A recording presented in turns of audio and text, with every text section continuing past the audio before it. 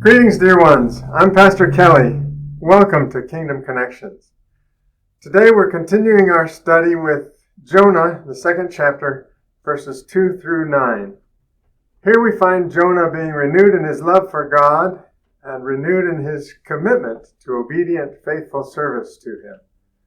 Please turn with me to Jonah chapter 2, verses 2 through 9, and follow along. That's Jonah chapter 2, starting with verse 2. Jonah thought, he's in a fish. He's probably not talking. I called out of my distress to the Lord, and the Lord answered me. The Lord is always faithful. He hears us when we cry to Him. I cried for help from the depth of Sheol, from the belly of the grave. You heard my voice. The Lord is faithful. He hears us when we cry to Him. Verse 3. For you had cast me into the deep, into the heart of the seas, and the current engulfed me. All your breakers and billows passed over me, and it wasn't looking really good for Jonah. So I thought, verse 4, I have been expelled from your sight. Remember, Jonah had twice sought to escape the presence of the Lord, the face of the Lord, in chapter 1, verse 3. Now he's thinking better of it. Now he's lamenting the presence that he has forfeit. I thought, I have been expelled from your sight. Nevertheless, I will look again toward your holy temple.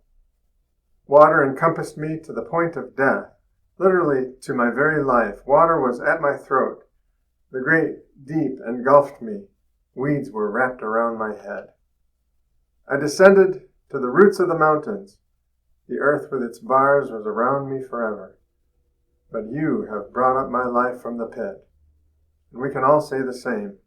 Bless the Lord, all you, His servants, who redeemed your life from the pit. Bless His holy name. O Lord, my God. While I was fainting away, while I was dying, I remembered the Lord, and my prayer came to you, into your holy temple. Those who regard vain idols forsake their faithfulness. But I will sacrifice to you with the voice of thanksgiving. That which I have vowed, I will pay. Salvation is from the Lord. So we see that Yahweh has wrought a change of heart in Jonah, as only Yahweh can do. And Jonah's heart now is devoted to the Lord in obedience. He's still not perfect. In fact, he's still kind of a knucklehead. I can relate. But there can be no denying that the Lord has changed Jonah's heart. The Lord has rekindled the fire in Jonah's life. How about you, dear one? Have you wandered and strayed?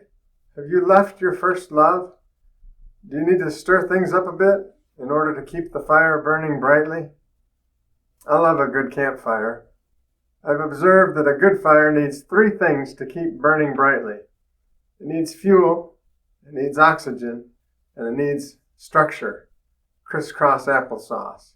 You've got to crisscross those sticks or there won't be enough structure for the fire to hold itself up and allow the fuel to burn hotly. Otherwise, it'll just smolder and smoke away like a giant smudge pot, you know. That might be good to keep the mosquitoes away, but that's about all it's good for. A good fire takes good dry wood, plenty of oxygen, and sufficient structure. And in that sense, it's not unlike our relationship with Jesus. We need His Word in our lives. That's the fuel for everything. We can't live without it. If we don't love Jesus' Word, we don't love Jesus. We need time with Jesus in prayer, just like we need oxygen. There's no relationship without intimacy and communication. Intimacy and communication are necessary for marriage. They're necessary for friendship. There's no relationship without intimacy and communication. Prayer is our intimate communication with Jesus. So we need time with Jesus and His Word.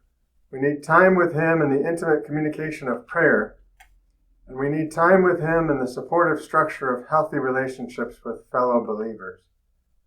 In order for our lives to thrive in Jesus, in order for us to remember our first love, in order for us to keep the fire burning brightly, we have to live into relationship with Jesus through His Word, in prayer, and in communion with fellow believers. Keep the fire burning, brothers and sisters. I love you. That's Kingdom Connections.